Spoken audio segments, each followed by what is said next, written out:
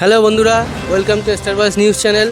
আজকে আপনাদের এমন এক ব্যক্তির সাথে পরিচয় করাবো, এমন এক ইঞ্জিনিয়ার যার কাছে কিনা সায়েন্সও ফেল।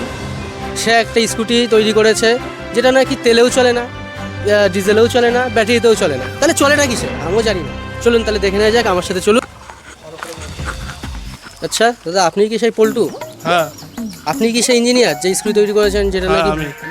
তেলে চলে না, ব্যাটারিতে চলে না, ডিজেলে চলে না? এটাই কি সেই স্কুটি? এটাই সেই স্কুটি। তাই এটা চলে এটা কিসে, এটাই তো আমরা জানতে চাই। সেটাই আমি আপনাকে দেখাবো কি করে চলে। আচ্ছা দেখান। দেখুন, আমি একজন গরিব কৃষকের ছেলে। আমার পরিবার খুবই গরিব। আমার একদিন রাতে স্বপ্নে এসেছিল, পরের দিনে আমি স্কুটিটা বানিয়েছি।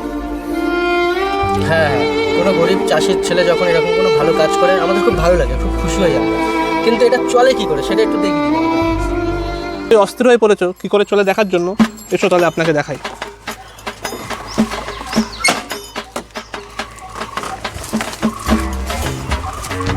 ছেলে ধনু, ধাক্কা মার। আরে কি বলছো, ধাক্কা কেন মারবে? ভাই, যখন তুমি জানো এটা না চলে পেট্রোলে, না চলে ডিজেলে, না চলে ব্যাটারিতে, তাহলে আমি এটা চালাবোটা কি করে?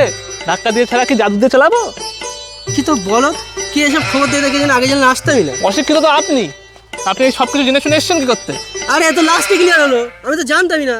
মোচ মোচ হ্যাঁ, মোচ মোচ